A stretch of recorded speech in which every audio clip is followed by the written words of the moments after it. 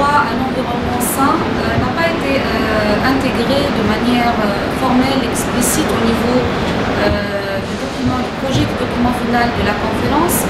Ce qui a été intégré, on peut la considérer comme une approche de développement durable axée sur les droits.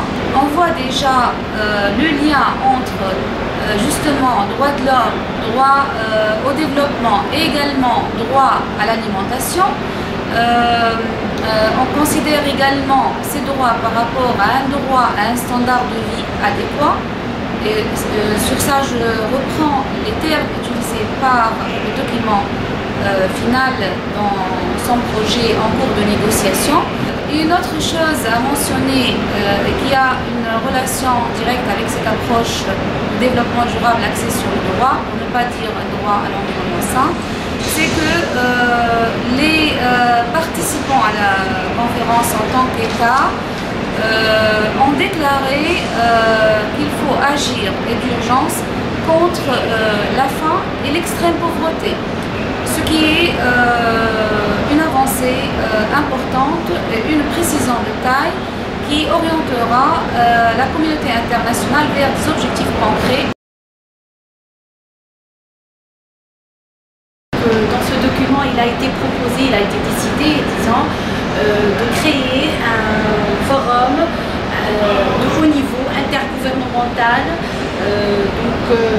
dont la membership serait universelle et donc la représentation serait universelle, et ce forum serait focalisé sur une capitalisation de l'expérience de la Commission des Nations Unies sur le développement durable.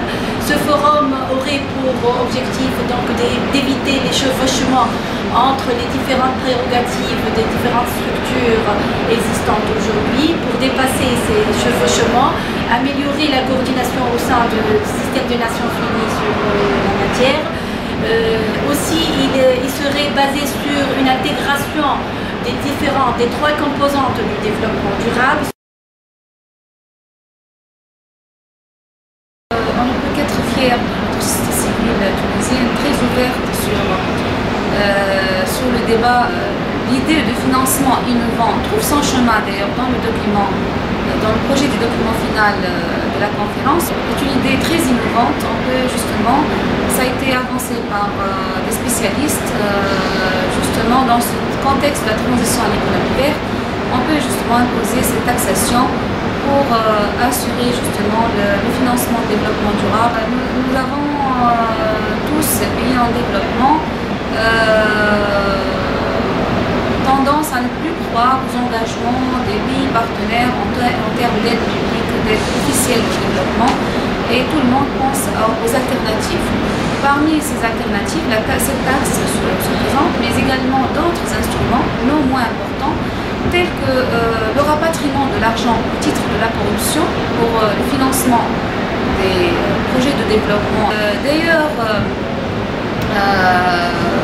je crois que la Tunisie pourrait, sur ça, à côté de la revendication d'une taxe sur les transactions financières internationales, revendiquer cette solution en tant pour la Tunisie, mais également pour les pays en développement qui ont vécu ou qui vont probablement vivre des phases de transition démocratique comme on l'a vécu suite à l'évolution tunisienne, d'où on peut penser par exemple à l'avenir à être beaucoup plus audacieux, tel qu'imposer des taxations sur la vente de certains produits tels que les armes. C'est le rôle de la société civile internationale, mais également à l'échelle nationale, d'appuyer les positions des États pour que ces propositions trouvent leur chemin dans les processus décisionnels, soit à l'échelle onusienne ou à l'échelle des groupes régionaux ou même à l'échelle des États.